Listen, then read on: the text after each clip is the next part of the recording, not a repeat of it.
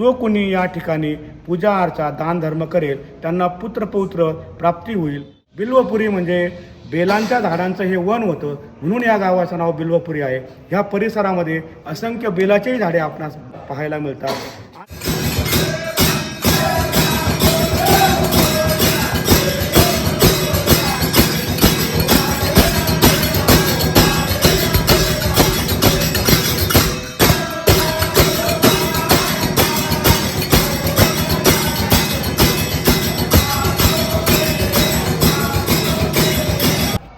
नमस्कार मित्रांनो, परत एकदा माझ्या चॅनलवरती तुमचं स्वागत आहे।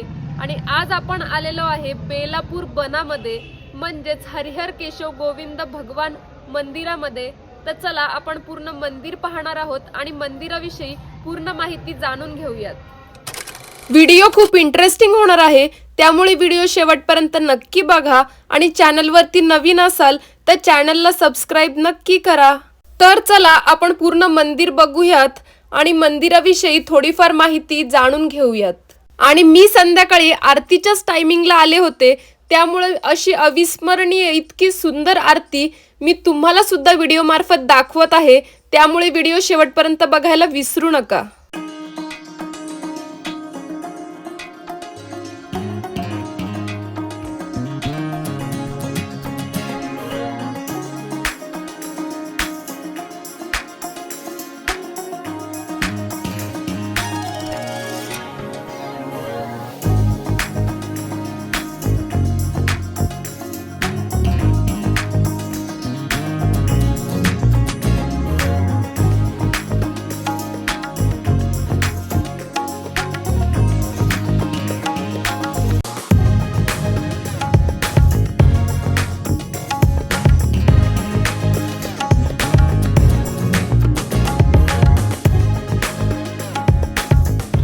इथे श्री हरिहर केशव गोविंद भगवान मंदिर बेलापूर खुर्द या ठिकाणी दोन मूर्ती आपल्याला दिसतात। त्यामध्ये भगवान केशव आणि भगवान गोविंद म्हणजे श्री हरी विष्णू आणि भगवान महादेव यांचे केशव आणि गोविंद असे हे मंदिराचे ठिकाण आहे। या केशव गोविंद ज्या मूर्ती आहेत किंवा जे स्तंभरूपी मूर्ती आहेत, तिथे खाली भगवान विष्णूंनी शिवलिंग स्थापन करून भगवान महादेवांची आराधना केली। भगवान महादेव प्रसन्न होऊन त्यांनी त्रिपुरासुर नावाच्या राक्षसाचा वध केला।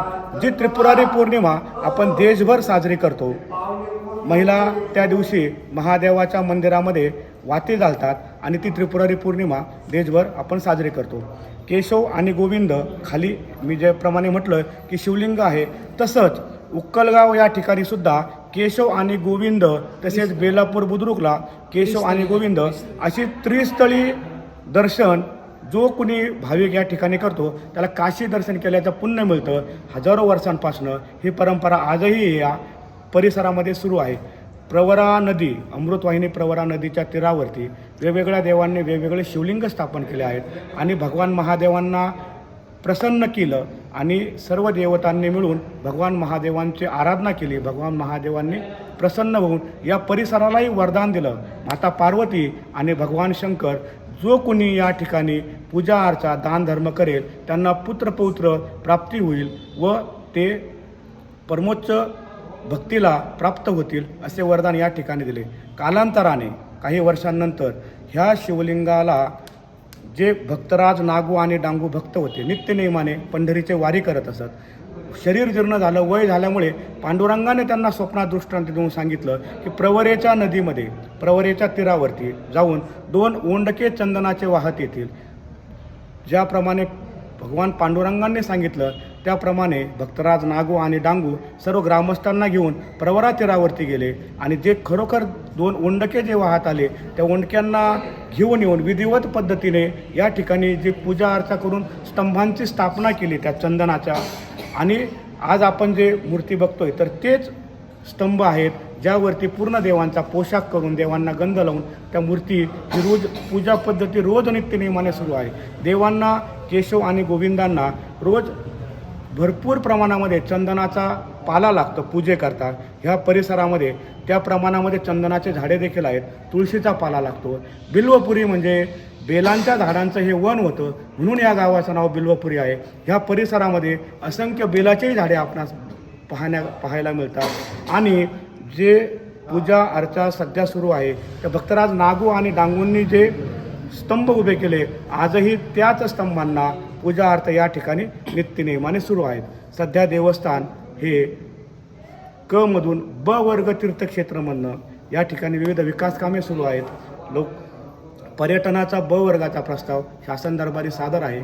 आणि जी काही शेती आहे किंवा इथे ज्या काही सुविधा उपलब्ध आहेत, त्यातनं कमी रकमेमध्ये लग्न कार्य असतील, वेगवेगळे प्रवचनांचे कार्यक्रम असतील, जे उत्सव या ठिकाणी होतात, सप्ताह होतो, त्रिपुरारी पौर्णिमा होते, श्रावण महिनाभर या ठिकाणी भाविकांची गर्दी असते.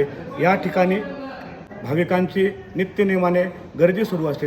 रोज अभिषेक होतात देवांना, केशवगोविंदांच्या मूर्तींना रोजचा अभिषेक होतो व रोजचं अन्नदानही या ठिकाणी सुरू आहे. अशा पद्धतीने या देवस्थानला आपण भेट दिलीत, त्याबद्दल आपले धन्यवाद.